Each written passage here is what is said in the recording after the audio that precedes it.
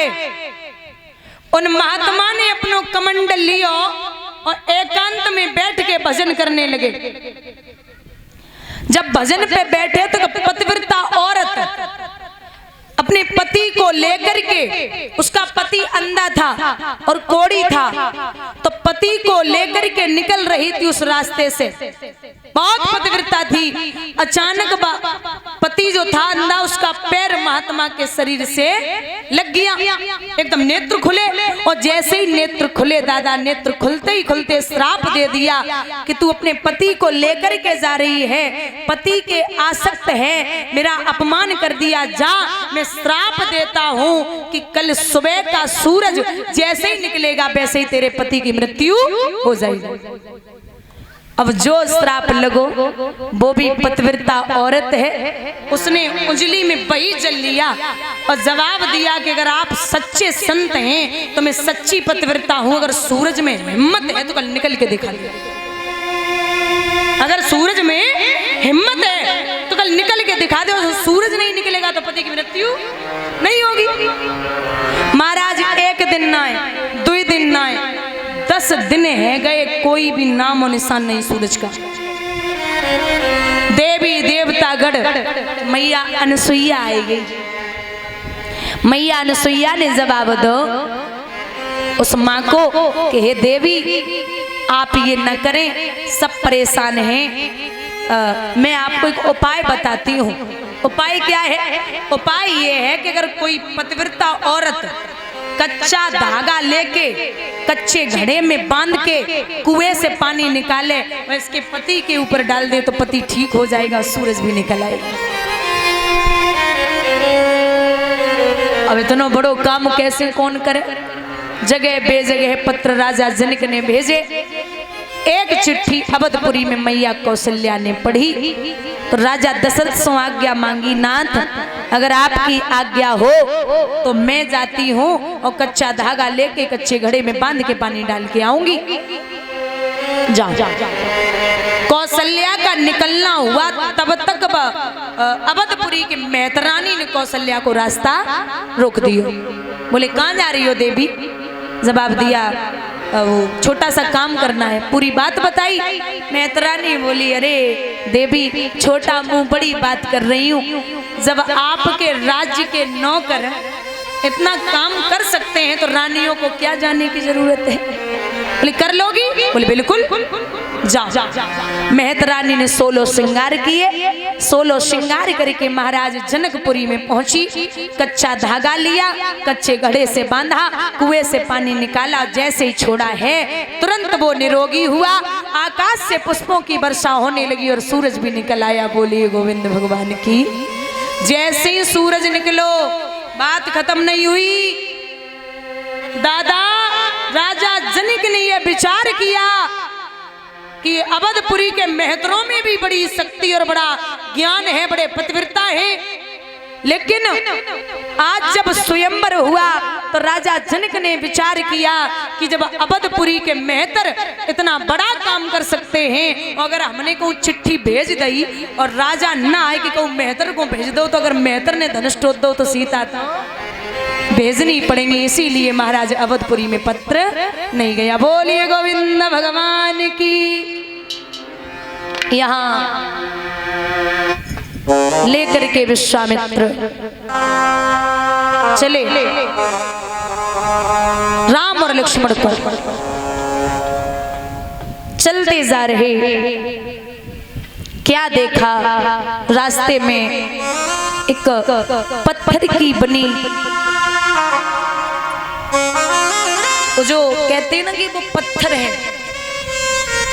अहिल्या गौतम ऋषि की पत्नी वो पत्थर नहीं थी, पत्थर की भांति बैठी हुई थी। वो श्राप लगा था लेकिन पत्थर की भांति बैठी थी। न किसी को बोलना, न देखना, न खाना, न पीना। जैसे हो जाता है ना कि कुछ पत्थर की भांति, पत्थर का कोई मतलब नहीं होता, उसी तरीके से बैठी थी। राम जी पूछने लगे गुरुदेव ये कौन है? तो बोले ये गौतम ऋषि की पत्नी है, नाम है अहिल्या। ये पत्थर कैसे हो गई?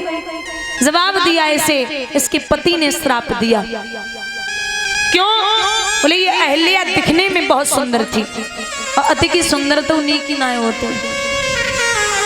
ये बहुत सुंदर थी तो इसे एक बार इंद्र ने देख लिया। इंद्र ने चंद्रमा से कहा हमें गौतम की पत्नी का छल करना है, बहुत सुंदर है। और दादा इंद्र इतना बड़ा पाप करने जा रहा जिसके यहाँ हजारों अप्सराएं रोज नृत्य करती हैं, हजारों, और उसने मैया का छल करने की युक्ति बना ली। इससे तो अच्छा वो है लंका का मां जानकी को लेके गया लेकिन शरीर से कभी स्पर्श नहीं किया। यहाँ स्वयं चंद्रमा के पास पहुंचा, बोले मित्रता निभा दे। चंद्रमा बोला वो बड़ी पतिव्रता है, नहीं जा सकता। तो बोले मित्र काय काम के हो भैया, तो मुर्गा के भेष में आवाज लगाए दो और हम अंदर घुस जाएं संत के भेष में, क्योंकि गौतम ऋषि रोज ब्रह्म मुहूर्त में 4 बजे गंगा स्नान के लिए जाते हैं।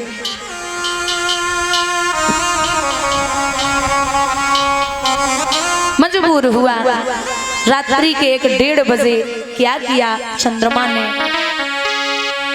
गजब करे डारो बा मुर्गा ने, गजब करे डारो बा मुर्गा ने।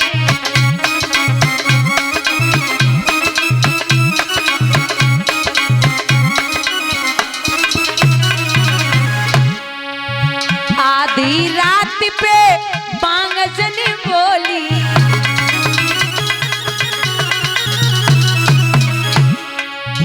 आधी रात पे बांगजन बोली,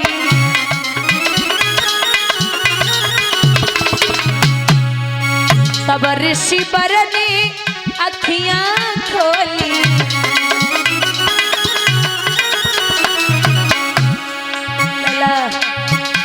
अब मुरारो बा मुर्गा ने, गजब करे डारो।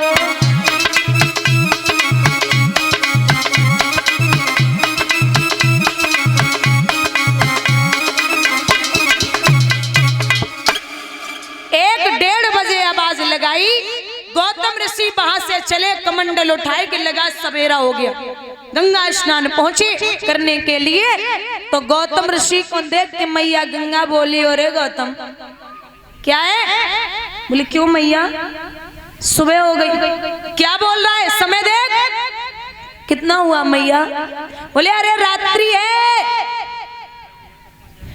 तू यहाँ आ गया तो कुछ समझना है का। और मैया समझाए के बोली, अरे गौतम ध्यान देना, अरे तू निकला और काए घर से, तेरे घर में छुप करके एक चोर आया, तू काए घर छोड़ आया। एक चोर आया, तू काए घर छोड़ आया।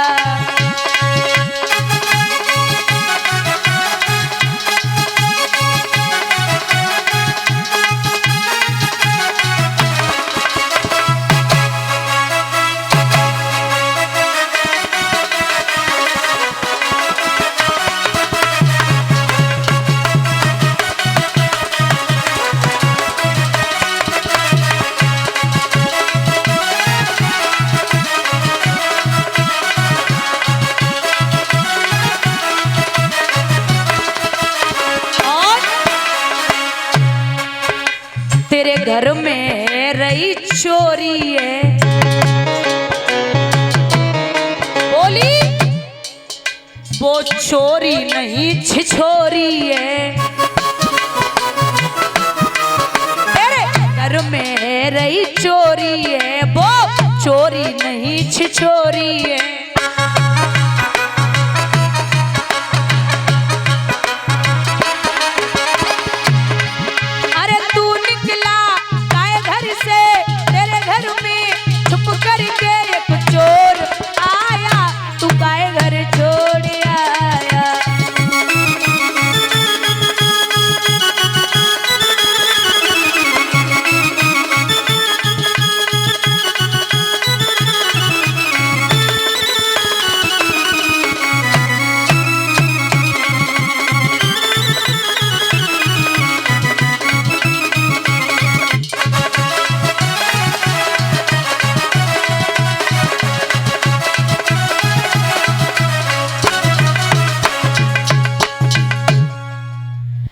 लौट जा। गौतम ऋषि बेचारे उन्हीं पैरों आए। चंद्रमा भी भाग गया, इंद्र भी भाग गया।